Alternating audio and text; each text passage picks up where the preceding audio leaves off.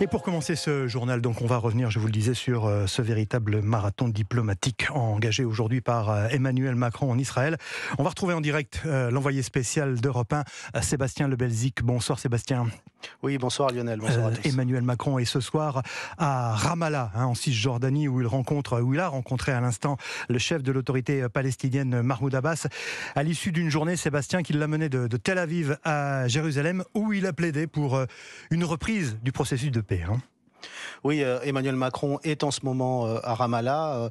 Les deux hommes, Mahmoud Abbas et Emmanuel Macron, sont en train de s'exprimer en ce moment. Mahmoud Abbas vient tout juste de dire qu'il s'inquiétait pour ces victimes civiles à Gaza. Il parle d'agression israélienne, il demande un cessez-le-feu et il demande aussi au président français d'intervenir pour protéger les civils palestiniens. Rien ne peut justifier la violence terroriste, lui a répondu à l'instant Emmanuel Macron, qui adresse ses pensées aux victimes des massacres du Hamas et regrette la catastrophe humanitaire et politique qui s'en est suivi. Il pointe la responsabilité du Hamas et rappelle qu'il ne représente pas le peuple palestinien et il assure son soutien à l'autorité palestinienne et donc à Mahmoud Abbas. Alors quelques heures plus tôt, effectivement, Emmanuel Macron était cette fois avec le Premier ministre israélien, d'abord pour apporter son soutien à Israël, mais aussi pour demander la création de couloirs humanitaires pour aider les populations civiles de Gaza.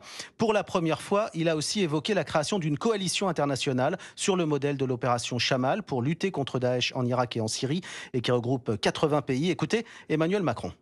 La France est prête à ce que la coalition internationale contre Daesh, dans le cadre de laquelle nous sommes engagés pour notre opération en Irak et en Syrie, puisse lutter aussi contre le Hamas. Je propose à nos partenaires internationaux que nous puissions bâtir une coalition régionale et internationale pour lutter contre les groupes terroristes qui nous menacent tous. Alors l'Elysée ne parle pas d'envoyer des soldats français se battre à Gaza, mais la France propose son aide si Israël en fait la demande.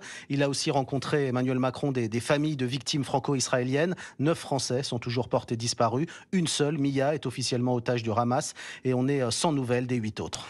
Merci Sébastien Lebelzik, envoyé spécial d'Europe 1 en Israël.